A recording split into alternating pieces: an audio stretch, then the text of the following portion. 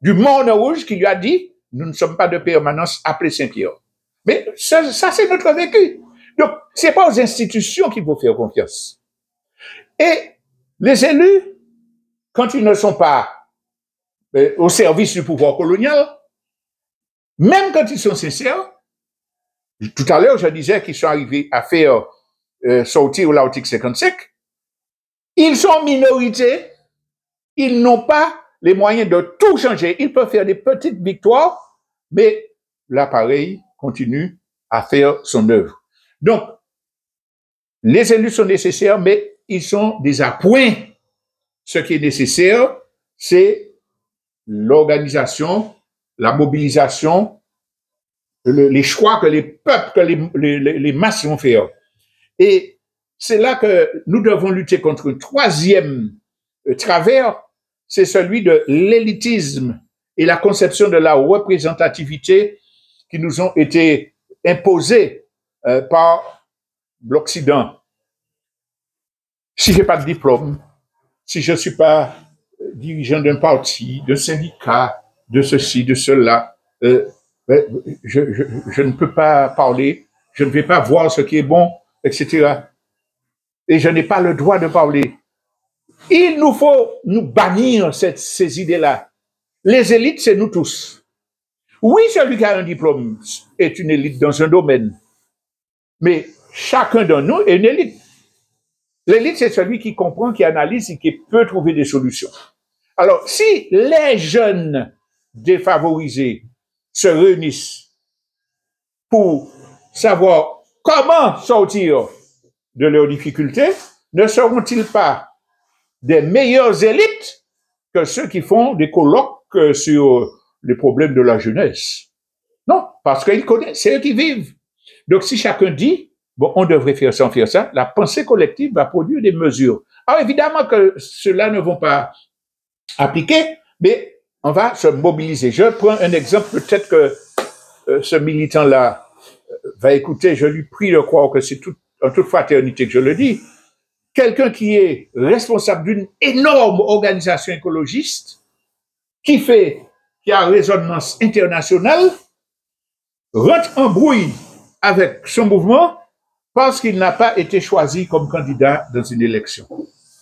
Et il aurait gagné cette élection-là, il n'aurait jamais eu le pouvoir d'action que les militants écologiques, que l'association écologiste peut avoir. Mais c'est parce que l'idée de l'élitisme, l'idée de la représentativité, de la représentation qui a été inculquée à travers les médias, les films, l'école, etc., eh bien, conduit à cette erreur-là. Il nous faut comprendre que tout le monde c'est monde. Tout le monde pas même, mais tout le monde c'est monde et chacun peut porter des idées, des contradictions en fonction de son vécu. Et c'est justement l'échange, la complémentarité entre les éclairages qui permettra de trouver les bonnes orientations. Alors, quand on a lutté contre cette grille idéologique, ces freins de l'esprit qui nous paralysent, on passe au deuxième stade. Changer nos comportements, changer notre pratique quotidienne. Ce qui sous-entend le courage et l'humilité de se remettre en cause. De dire, mais je ne sais pas tout. Je ne peux pas dire à un autre militant, une autre organisation, à qui que ce soit, sans qu'elle n'y a pas bon, si je n'ai pas étudié une question, ou si je l'ai étudiée superficiellement. Il faut être humble pour pouvoir se remettre en cause et dire, bon, est-ce que je suis conséquent dans ce que je fais?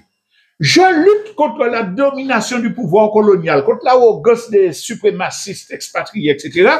Comment je me comporte vis-à-vis des femmes, si je suis un homme, vis-à-vis de mes enfants, vis-à-vis des gens de mon quartier?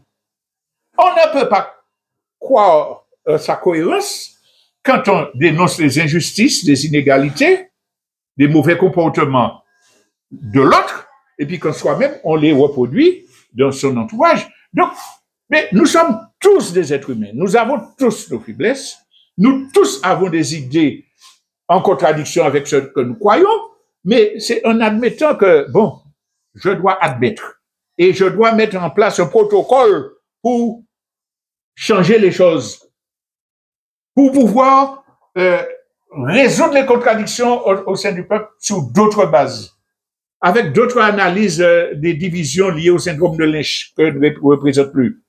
Donc, une fois que j'ai admis que je suis amendable et que je souhaite surtout être amendable pour le bien de mon peuple, pour l'avenir de mon peuple et même de l'humanité, je dois commencer à changer. C'est pas facile.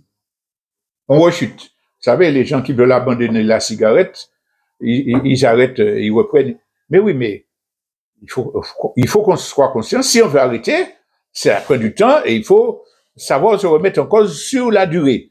C'est ce que nous devons adopter comme attitude pour pouvoir créer les conditions d'une unité réelle, créer les conditions d'une maturité dans la réflexion sur les projets, sur les objectifs, sur les méthodes de lutte. Mais tout cela, ça ne peut se faire que en s'organisant et en se formant. Le troisième élément de la remédiation, c'est ça.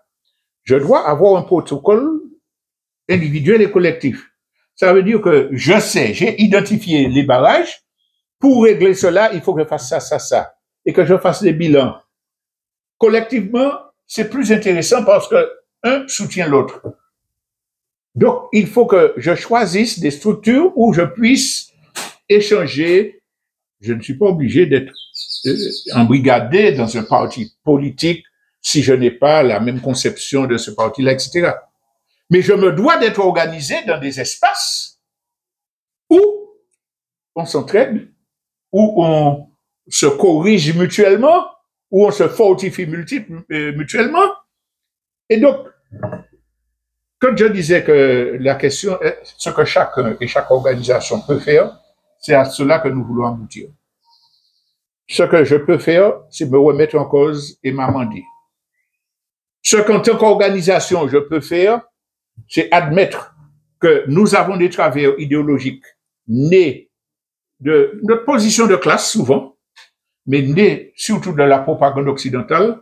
Si vraiment nous voulons libérer notre pays, contribuer à l'humanisation globale de l'espèce, eh bien, ça ne peut se faire que collectivement et dans le cadre d'une formation continue et surtout sur la base d'une stratégie globale.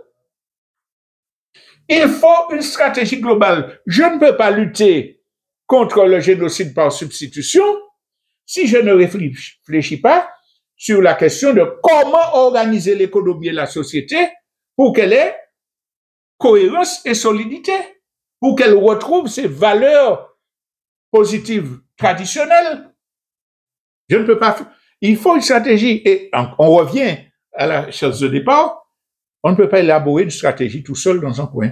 Il faut pouvoir participer à des espaces collectifs où chacun se soutient.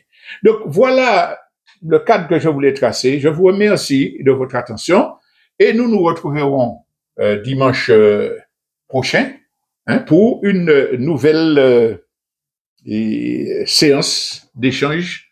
À bientôt. Portez cause autre. On allait vacciner, la démonter, camarade. Camarade, faut souder.